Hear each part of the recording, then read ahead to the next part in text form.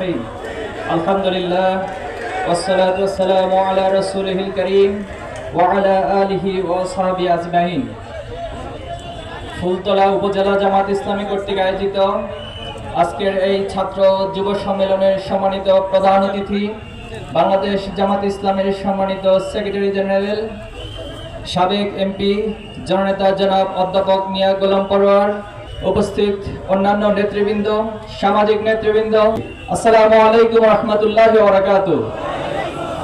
আপনারা সবাই ভালো আছেন? আলহামদুলিল্লাহ। আমরা মহান রবের কাছে শুকরিয়া আদায় করছি যে মহান রব আজকের এই সুন্দর আয়োজনে আমাদেরকে সুস্থতার সাথে অংশগ্রহণ করার সুযোগ দিয়েছেন। আলহামদুলিল্লাহ। আলহামদুলিল্লাহ। 2024 সালের জুলাই আগস্টে যারা নিজের জীবন দিয়ে, যারা রক্ত দিয়ে আমাদের এই বাংলাদেশকে আজ নতুন করে স্বপ্ন দেখার সুযোগ করে দিয়েছেন, এই বাংলাদেশকে ফ্যাসিস্ট মুক্ত করে একটি নতুন সমৃদ্ধ বাংলাদেশ গড়ার স্বপ্ন এঁকে দিয়েছেন, আমি সেই সকল শহীদদেরকে স্মরণ করছি এবং মহান রব্বুল আলামিনের কাছে দোয়া করছি মহান রব্বুল আলামিন যেন তাদেরকে শাহাদাতের সর্বোচ্চ মর্যাদা দান করেন। আল্লাহুম্মা আমিন। আমিন। সংগ্রামী উপস্থিতি, 2024 সালের জুলাই আগস্ট একটি আদর্শিক জাগরণ ছিল। সেই আদর্শিক জাগরণের যাত্রা হয়েছিল জুলুমতন্ত্রের বিরুদ্ধে, অন্যায়ের বিরুদ্ধে লড়াইয়ের মধ্য দিয়ে।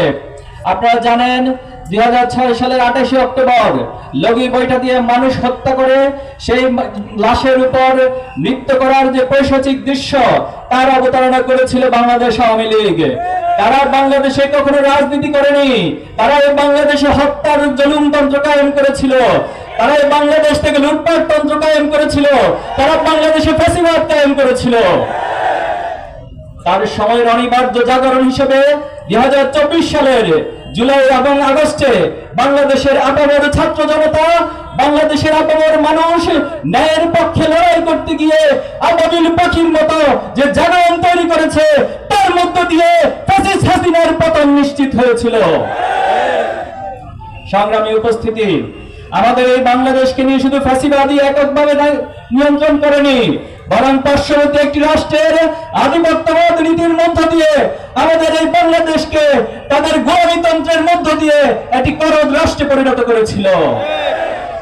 তারা আমাদেরকে বন্ধু সেজে আমাদের বাংলাদেশে সাম্প্রদায়িক সম্প্রীতি নিয়ে বিভিন্ন প্রপাগান্ডা চালায়, অথচ ভারতে সবচেয়ে বেশি অসাম্প্রদায়িক নীতিমালা এবং সাম্প্রদায়িক সম্প্রীতি বিনষ্ট করা হয়।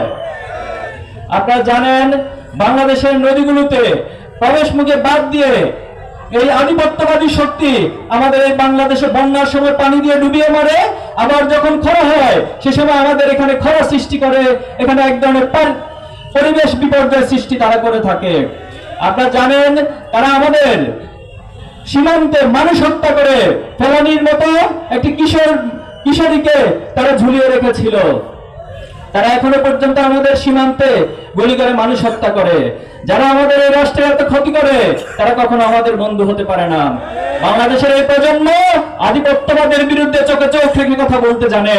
আগামী দিনেও আমরা এই বাংলাদেশকে এই পৃথিবীর বুকে মর্যাদাশীল মাথা উঁচু করে রাষ্ট্র হিসেবে আধিপত্যবাদ এবং সাম্রাজ্যবাদের বিরুদ্ধে আমাদের কঠোর অবস্থান থাকবে ইনশাআল্লাহ। সংগ্রামী উপস্থিতি, ইসলামী ছাত্র শিবির তার প্রতিষ্ঠা লগ্ন থেকে এদেশের ছাত্র এবং যুব সমাজকে নৈতিকভাবে, আদর্শিকভাবে একটি মেধাবী প্রজন্ম গড়ে তোলার জন্য অবিরতভাবে কাজ করে যাচ্ছে। আপনারা জানেন ইসলামী ছাত্র শিবির একজন ছাত্রকে শুধুমাত্র মেধাবী ছাত্র হতে বলে না। একজন ছাত্র তার শিক্ষকের কাছে যেভাবে ভালো ছাত্র হবে, একজন ছাত্র তার পিতামাতার কাছে সবচেয়ে ভালো সন্তান হবে, একজন ছাত্র তার প্রতিবেশীর কাছে সবচেয়ে ভালো প্রতিবেশী হবে, এই দেশের সবচেয়ে ভালো একজন নাগরিক হিসেবে নিজেকে গড়ে তুলবে। শুধু তাই নয়, পাশাপাশি সে একজন মুসলিম হিসেবে আল্লাহর কাছে তার শ্রেষ্ঠ গোলাম হিসেবে নিজেকে তৈরি করার জন্য যে সামগ্রিক কার্যক্রম, তার মধ্য দিয়ে এই সমাজের ছাত্র এবং যুব সমাজকে ছাত্র শিবির গড়ে তোলে। কিন্তু দুঃখজনক হলেও সত্য, ছাত্র শিবিরের এই গঠনমূলক কাজকে বাংলাদেশের একটি সম্প্রদায়, বাংলাদেশের একটি গোষ্ঠী যারা বাংলাদেশকে বারবার অকার্যকর করার চেষ্টা করে, বাংলাদেশকে দুর্নীতিতে সবার কাছে চ্যাম্পিয়ন হিসেবে গড়ে তোলে, তারা বাংলাদেশের ইসলামী ছাত্র শিবিরের এই অগ্রযাত্রাকে কোনোদিন সহ্য করেনি। অতীতেও তারা বিভিন্ন ভাবে আমাদেরকে বাধাগ্রস্ত করেছে, আমাদের শত শত ভাইদেরকে শহীদ করা হয়েছে, আমাদের অসংখ্য ভাইদেরকে পঙ্গু করা হয়েছে, শত শত ভাইদেরকে গুম করে তাদের লাশ খুঁজে পাওয়া গিয়েছে। এখনো পর্যন্ত ইসলামী ছাত্র শিবিরের 7 জন ভাই নিখোঁজ অবস্থায় রয়েছে। এত এত জুলুম নির্যাতনের পরেও ছাত্র শিবির তার সততা দিয়ে, তার নৈতিকতা দিয়ে, আমরা আমাদের গঠনমূলক কাজ দিয়ে বাংলাদেশের ছাত্র সমাজের হৃদয়ে আমাদের অবস্থান তৈরি করতে সক্ষম হয়েছে, আলহামদুলিল্লাহ। আপনারা লক্ষ্য করেছেন সম্প্রতি ঢাকা বিশ্ববিদ্যালয়ের ডাকসু নির্বাচন এবং জাহাঙ্গীরনগর বিশ্ববিদ্যালয়ের ডাকসু নির্বাচনে ছাত্র শিবির নিরঙ্কুশ বিজয় লাভ করেছে, আলহামদুলিল্লাহ। আমরা বলতে চাই, এই বিজয় শুধু নিছক আমাদের জন্য বিজয় নয়, বরং এটি আমাদের জন্য দায়িত্ব, এটি আমাদের জন্য আমানত। আমরা আল্লাহ তাআলার কাছে ফরিয়াদ করি, আমরা যেন এই আমানত রক্ষার মাধ্যমে বাংলাদেশের ছাত্র সমাজের কাছে যে প্রতিশ্রুতি দিয়েছি, সেই প্রতিশ্রুতি যেন আমরা রক্ষা করতে পারি। পাশাপাশি আমরা এটাই বলবো, আমাদের কোনো ভাই, আমাদের কোনো দায়িত্বশীল, আমাদের যারা নির্বাচিত হয়েছে তারা এই সমাজের তথাকথিত নেতা হবে না, বরং তারা প্রত্যেকেই এই সমাজের ছাত্রদের কাছে একজন ভাই, একজন দায়িত্বশীল, একজন সদতের ভূমিকা অবতীর্ণ হবে ইনশাআল্লাহ। ছাত্র শিবিরের এই কার্যক্রমকে বর্তমানেও বিভিন্ন গোষ্ঠী বাধাগ্রস্ত করার চেষ্টা করছে। তারা আমাদেরকে আদর্শিকভাবে মোকাবেলা করতে পারে না, তারা অতীতে কোনোদিন আদর্শিকভাবে মোকাবেলা করতে না পেরে তারা হত্যা, খুন এবং তারা পেশি শক্তি ব্যবহার করে ছাত্র শিবিরকে দমন করার চেষ্টা করেছে। এমন কোন প্রোপাগান্ডা, মিথ্যা অপবাদ নাই যেটা ছাত্র শিবির নামে তারা করে নাই। এজন্য আমরা তাদেরকে বলবো, আদর্শকে আদর্শ দিয়ে মোকাবেলা করতে শিখুন। কোন চেতনার কাঠ দিয়ে, প্রোপাগান্ডা দিয়ে ছাত্র শিবিরকে মোকাবেলা করতে আসবেন না।